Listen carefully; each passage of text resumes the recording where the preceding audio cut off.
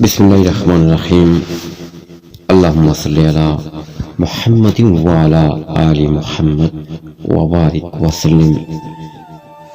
آج کی اس ویڈیو میں ہم مولا کائنات سیدنا علی بن ابی طالب علیہ السلام کی حیات مبارکہ اور آپ کی ولادت طیبہ کا تذکرہ کریں گے۔ امام الانبیاء صلی اللہ علیہ وسلم نے آپ کا نام نامی اللہ تعالیٰ کے نام پر علی رکھا۔ حضرت ابو طالب و فاطمہ بنت اسد نے پیغمبر اسلام صلی اللہ علیہ وسلم سے عرض کیا کہ ہم نے حاطف غیبی سے یہی نام سنا تھا۔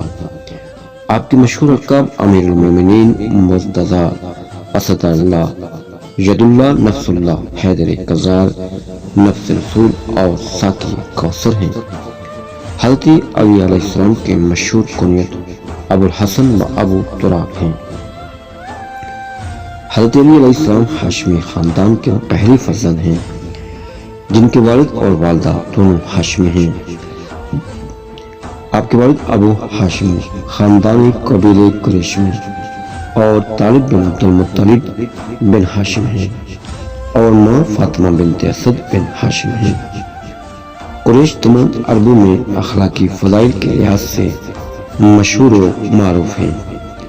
جوان مردی، دلیری، شجاعت اور بہت سے فضائل بنی ہاشم سے مخصوص تھے، اور یہ تمام فضائل حضرت علی علیہ السلام کی ذات مبارکہ میں بترجائے اتم موجود تھے۔ جب حضرت علی علیہ السلام کی ولادت کا وقت قریب آیا تو حضرت فاطمہ بنت اسد کعبۃ اللہ کے پاس آئیں اور اپنے جسم کو اس کی دیوار سے مس کر کے عرض کیا، پروردگار میں تجھ پر، تیرے نبیوں پر، تیری طرف سے نازل شدہ کتابوں پر اور اس مکان کی تعمیر کرنے والے اپنے جد ابراہیم علیہ السلام کے کلام پر راسخ ایمان رکھتی ہوں۔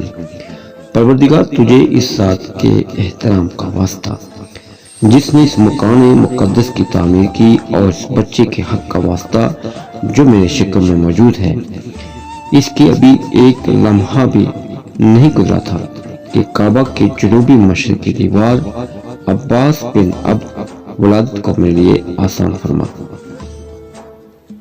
المطلب اور یزید بن طاف کی نظروں کے سامنے شگافہ ہوئی۔ فاطمہ بنت اسد کعبۃ اللہ میں داخل ہوئی اور دیوار دوبارہ مل گئی۔ فاطمہ بنت اسد 3 دن تک روئے زمین کے اس سب سے مقدس مکان میں اللہ کی مہمان رہیں، اور 13 رجب سن 30 عام الفیل کو بچے کی ولادت ہوئی۔ ولادت کے بعد جب فاطمہ بنت اسد نے کعبہ سے باہر آنا چاہا تو دیوار دوبارہ شگافہ ہوئی۔ آپ کعبۃ اللہ سے باہر تشریف لائیں اور فرمایا، میں نے غیب سے یہ پیغام سنا ہے کہ اس بچے کا نام علی رکھنا۔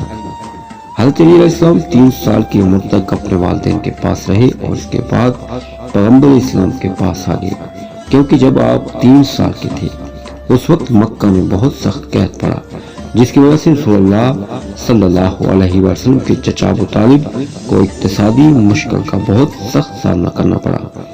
رسول اللہ صلی اللہ علیہ وسلم نے اپنے دوسرے چچا عباس سے مشورہ کرنے کے بعد یہ طے کیا کہ ہم میں سے ہر ایک ابو طالب کے ایک ایک بچے کی کفالت اپنے ذمہ لے لے تاکہ ان کی مشکل آسان ہو جائے۔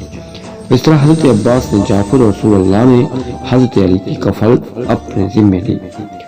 حضرت علی پوری طرح پیغمبر اکرم صلی اللہ علیہ وسلم کی کفالت میں آ گئے، اور حضرت علی علیہ السلام کی پرورش براہ راست حضرت محمد عربی صلی اللہ علیہ وسلم کی زیر نظر ہونے لگی۔ آپ نے انتہائی محبت اور توجہ سے اپنا پورا وقت اس چھوٹے بھائی کی علمی اور اخلاقی تربیت میں صرف کیا۔ کچھ تو حضرت علی علیہ السلام کی ذاتی جوہر اور پھر اس پر رسول اللہ جیسے بلند مرتبہ مربی کا فیض تربیت۔ چنانچہ علی علیہ السلام 10 برس کے سال میں ہی اتنی بلندی پر پہنچ گئی کہ جب پیغمبر اسلام نے رسالت کا دعویٰ کیا تو آپ نے ان کی تصدیق فرمائی۔ آپ ہمیشہ رسول اللہ کے ساتھ رہتے تھے، یہاں تک کہ جب پیغمبر اکرم صلی اللہ علیہ وسلم شہر سے باہر کوہ بیاباں کی طرف جاتے تھے تو آپ کو اپنے ساتھ لے جاتے تھے۔